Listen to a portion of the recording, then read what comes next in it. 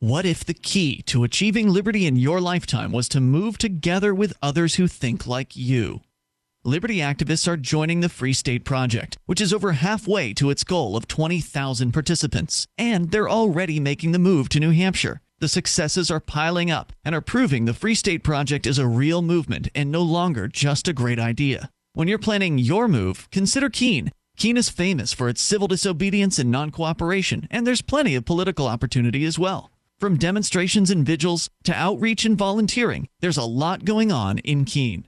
Keene is also the undisputed liberty media capital of the world, with television, talk radio, newsprint, and more, all originating here. Though it's more than just activism, with regular social events each week. See what's happening at freekeene.com and get connected with video, audio, the busiest Liberty Forum in New Hampshire, and more at freekeene.com. That's freekeene.com.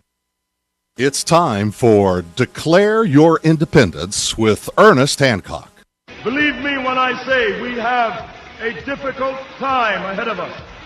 But if we are to be prepared for it, we must first shed our fear of it.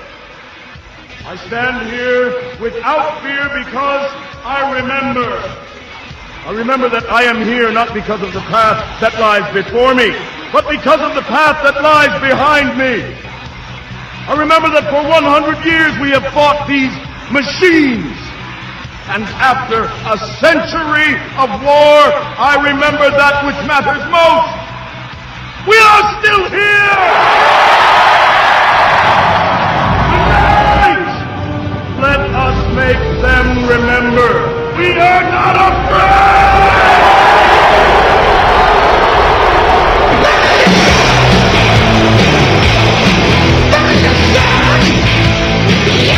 No fear, no fear, no fear, no fear here on Declare Your Independence with me, Ernest Hancock, each and every day from the beautiful studios of Freedoms with an S, freedomsphoenix.com here in Phoenix, Arizona. Hey, and we're still here. We had our meeting with the Phoenix police, and TSA called me, and she said, we're not coming.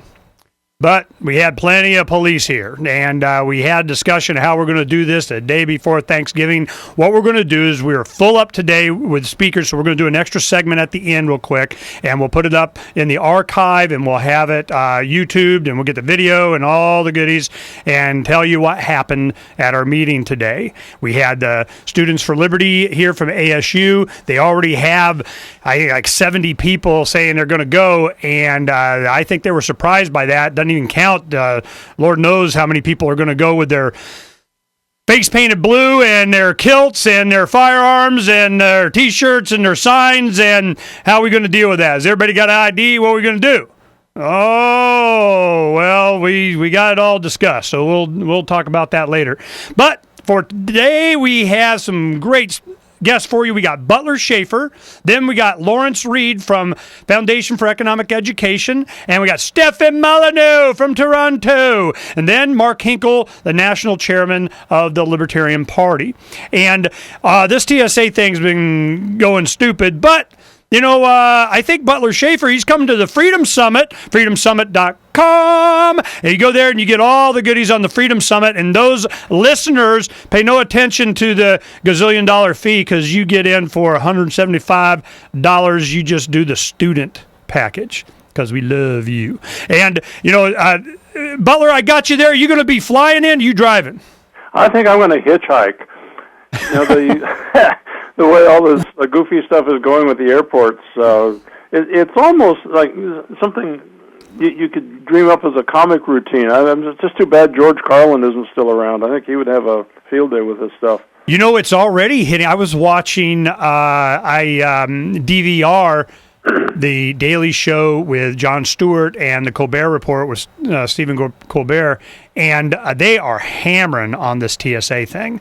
And it's entertaining and it's sad. And this is going to get stupid. And I tell you, our meeting today, I think they just finally got an idea of what they're contending with, and they're not going to be running this show. And it's really, Sky Harbor is, their slogan is the friendliest airport in the world, and so on. We want to try and keep it that way. I bet they're friendly, yeah. We'll see. Friendlier than you want. Well, this whole thing that's going on, I mean, what's your perspective on this? I mean, you're a law professor, Southwestern University in Los Angeles, right? Right. And has this stuff come up in your classes yet? Have you been talking about it? Oh, it comes up more in the hallways and so forth than it does in classes on constitutional law and so forth. But my thought on this is that this has nothing to do with terrorism per se. That's the rationale, the excuse that's given for all this stuff. But it's mainly to keep people in a state of constant humiliation. And the governments need that, particularly in times when the state is undergoing some major crisis.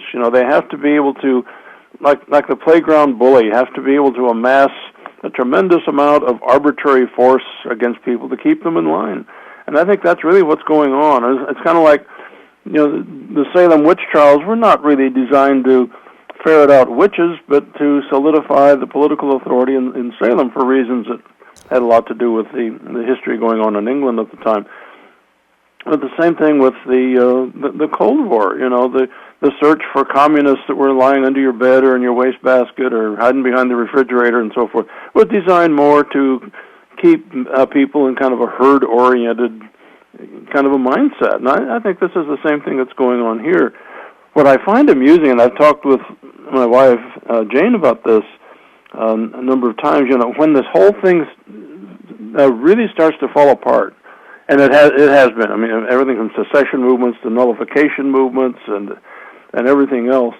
When it really starts to fall apart, the thing that's going to trigger the final the final collapse, if you want to call it that, is going to be something goofy. It's going to be something like this, and I wouldn't have anticipated it would be that. You'd think it has something to do with the war or with high taxes or the Depression or something like that, and instead it's all about these federal bureaucrats that have this penchant for groping people. Well, why? I mean, what is the reasoning behind them wanting to cause this kind of animosity towards, I mean, is it just to sell scanners? I mean, seriously. I mean, the more I find out, Michael Chertoff was the Homeland Security guy, and now he's the main lobbyist, the head face of this scanner company. And I'm going, is it that simple? They just want to make money at our expense? No, there's something. I mean, there are a lot of people who do. There are a lot of the corporations that have figured out ways to profit nicely from all of the war on terror and so forth. But it's really more a need to keep people in a sense of humiliation, if you will, of domination. You saw it in Nazi Germany, for example.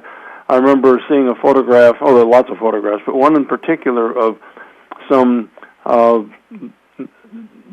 German army officers just standing there with leering looks on their faces as a whole bunch of naked women prisoners ran by them. And I thought, these are the ancestors of TSA. These are the people doing their own version of full-body scanning.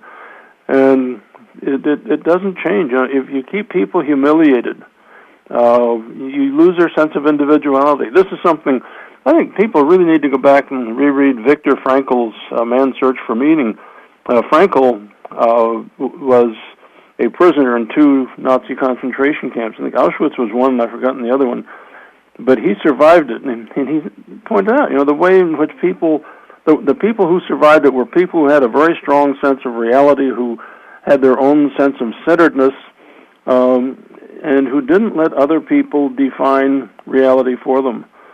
And I think this is something that, all of us have always needed to do. This has been the big theme of my writing ever, for 50 or some odd years. Well, what is the reality? I mean, our reality is what? Our reality is that we're going to have to prepare for what? I mean, that was one of the points that I brought up with the officers here, and I go, look, you need to have the people on your side. We need you on our side, because as the economy starts to go down the tubes and bad things start happening, it's going to be very difficult for you guys to do your job, and you're going to need our support. So we want to help make sure that the Phoenix Police Department is seen as defenders of our rights. And what we're looking for is the right to complain. I go, where are we going to be able to complain? Are we going to be able, think about this. Yesterday, they just came up with the idea